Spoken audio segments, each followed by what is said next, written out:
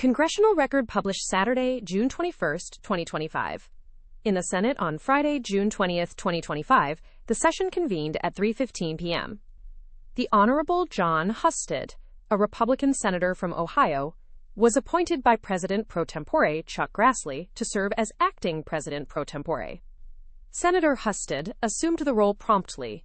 The Senate adjourned shortly after, at 3:15 p.m. and 28 seconds. No further legislative action or debate was recorded. The Senate will reconvene on Monday, June 23, 2025, at 4:30 p.m. Turning to the House of Representatives on Friday, June 20, 2025, the session began with the designation of the Honorable Darrell Issa to act as Speaker pro tempore for the day. This appointment was made official by Speaker Mike Johnson. The proceedings opened with a prayer by Reverend Rachel Landers Vaganese of Capitol Hill Presbyterian Church in Washington, D.C. She called for mercy and guidance for the members of the House and their families, asking for safety, hope, and inspiration as they serve the country and their constituents. Following the prayer, the Speaker pro tempore approved the journal of the previous day's proceedings. The House then collectively recited the Pledge of Allegiance, reaffirming their commitment to the flag and the republic it represents. The chair announced the appointment of Ms. Cheryl Lynn Johnson from Maryland to serve on the governing board of the Office of Congressional Conduct. This appointment followed consultation between the minority leader and the Speaker and was made pursuant to House Resolution 5 of the 119th Congress. A communication from Democratic leader Hakeem Jeffries was presented. In his letter to Speaker Mike Johnson, Leader Jeffries designated several members to serve on the investigative subcommittee established by the Committee on Ethics during the 119th Congress. The members named were Nanette Barragan of California, Troy Carter of Louisiana, Madeline Dean of Pennsylvania, Bill Foster of Illinois, Chrissy Houlihan of Pennsylvania, Ayanna Presley of Massachusetts, and Greg Stanton of Arizona. The House adjourned at 11:04 a.m., with plans to reconvene on Monday, June 23, 2025, at noon for morning hour debate, and at 2 p.m. for legislative business. Several executive communications were received and referred to appropriate committees. These included a report from the Department of Health and Human Services on the implementation of the Age Discrimination Act for fiscal year 2023, sent to the Committee on Education and Workforce. The Equal Employment Opportunity Commission transmitted its Inspector General's semi-annual report to Congress for the period ending March 31, 2025, which was referred to the Committee on Oversight and Government Reform. Also received was a temporary rule from the National Oceanic and Atmospheric Administration concerning fisheries of the Atlantic. Regarding fisheries management, multiple communications were received and referred to the Committee on Natural Resources. The National Oceanic and Atmospheric Administration transmitted several temporary and final rules related to fisheries management across various U.S. regions. Among these were a temporary rule for the 2024 commercial closure of the Atlantic Migratory Group cobia fishery, and a quota transfer authorized from New Jersey to North Carolina for the Atlantic bluefish fishery. Final rules revised reporting requirements for federal seafood dealers, individual fishing quota dealers, and charter vessels in parts of Florida and Georgia due to catastrophic conditions. Another final rule authorized hook and line catcher processors to use longline pot gear in the Bering Sea Greenland turbo fishery. Temporary rules addressed Pacific cod fisheries in the Bering Sea and Aleutian Islands Management Area. Further final rules set specifications for the Northeast multi-species fishery for 2024 through 2026, including small mesh multi-species specifications. An interim final rule adjusted 2025 specifications for the Atlantic herring fishery. The Gulf of Alaska received final harvest specifications for groundfish for 2025 and 2026. A correcting amendment was issued for the Pacific Coast Groundfish Fishery Management Plan, covering 2025 and 2026 biennial specifications and management measures. In-season adjustments were made to total allowable catch amounts for pollock, Atka mackerel, and Pacific cod in the Bering Sea and Aleutian Islands. A correcting amendment addressed Pacific halibut prohibited species catch limits in that region. Updates were provided regarding sea turtle careful release equipment and techniques under Atlantic highly migratory species regulations. Temporary rules announced the 2025 recreational season closure for golden tilefish in the South Atlantic. Additional temporary rules covered Pacific cod fishing by catcher vessels less than 50 feet, and those greater than or equal to 50 feet, using hook and line gear in the Central Regulatory Area of the Gulf of Alaska. Another temporary rule addressed Pacific cod fishing by potcatcher processors in the Bering Sea and Aleutian Islands Management Area. A final rule was transmitted concerning Pacific tuna fisheries, specifically fish aggregating device design and reporting requirements in the Eastern Pacific Ocean. Separately, the Department of Health and Human Services submitted its annual report to Congress on the Open Payments Program for fiscal year 2024. This report was jointly referred to the Committees on Ways and Means and Energy and Commerce.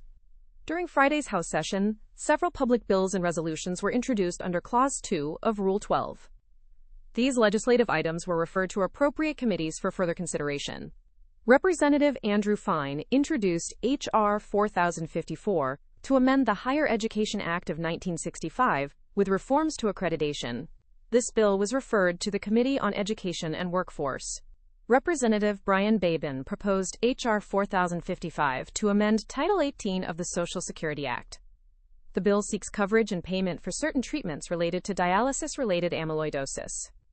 It was sent to both the Committee on Energy and Commerce and the Committee on Ways and Means.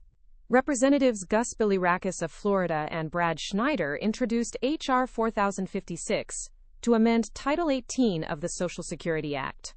This bill would allow a private cause of action for damages when group health plans fail to provide primary payment or appropriate reimbursement. It was referred to Ways and Means and Energy and Commerce Committees. Representative Lou Correa introduced H.R. 4057, along with Representatives Tony Gonzalez of Texas, McIver, and Luttrell. This bill proposes a pilot program for home kenneling of canines used by U.S. Customs and Border Protection's Office of Field Operations. It was sent to the Committee on Homeland Security. Representative Carolyn Goldman of New York and Representative Benny Thompson of Mississippi introduced H.R. 4058 to amend the Homeland Security Act of 2002 to enhance outreach for Urban Area Security Initiative and State Homeland Security Grant Program efforts. It was referred to Homeland Security. Representative Harriet Hageman introduced H.R. 4059 to amend MAP 21 by modifying provisions related to categorical exclusions for projects with limited federal assistance. This bill was sent to Transportation and Infrastructure. Representatives Mike Levin and Jen Kiggins of Virginia introduced H.R. 4060 aiming to amend Title 37 of United States Code to lower thresholds allowing temporary adjustments to basic housing allowances for uniformed service members, making this authority permanent. It was referred to Armed Services. Representative Eleanor Norton introduced H.R. 4061 to amend Title 11 of District of Columbia Official Code prohibiting exclusion from jury service based on sexual orientation or gender identity. It was sent to Oversight and Government Reform. Representative Jimmy Panetta introduced H.R. 4062 with several colleagues including Carbajal, Norton, Tokuda, Costa, Krishnamurthy, Min, Bonamici, Stanton, and Dingell. This bill encourages conservation efforts for western monarch butterfly populations. It was referred to Natural Resources and Agriculture Committees. Representatives Chris Pappas and Nicole Goodlander introduced H.R. 4063, amending Title 38 of United States Code, ensuring veterans in each contiguous state have access to at least one full-service Veterans Health Administration hospital or comparable contracted services within their state. It was sent to Veterans Affairs. Representative Claudia Tenney introduced H.R. 4064, with Representatives Collins, Owens, and Weber of Texas, proposing amendments to Title 11 United States Code, exempting firearms from estate claims under alternative provisions. It was referred to Judiciary. Representative Randy Weber of Texas introduced H.R. 4065, requiring transfer of Discovery Space Shuttle from Smithsonian Institution to NASA's Johnson Space Center in Houston, Texas. It was sent to Science, Space, Technology, and House Administration Committees. Representative Nikema Williams of Georgia introduced H.R. 4066, directing Department of Homeland Security's Under Secretary for Intelligence and Analysis to develop threat assessments regarding foreign violent white supremacist extremist organizations. It was referred to Homeland Security. Representatives Williams of Texas and Morgan McCormick introduced H.R. 4067 prohibiting federal funds from contracting with or awarding entities engaged in censorship activities. It was sent to Oversight and Government Reform. In concurrent resolutions, Representative Tom Suozzi introduced H.Con. Res. 39, authorizing use of Emancipation Hall in Capitol Visitor Center for a ceremony presenting Congressional Gold Medals awarded under Harlem Hellfighters Congressional Gold Medal Act. It was referred to House Administration. Representative Jason Crow introduced H.Res. 523 supporting designation of June 21st as National Ask Day, asking saves kids stow, promote children's health, and secure gun storage in homes. It was sent to Energy and Commerce.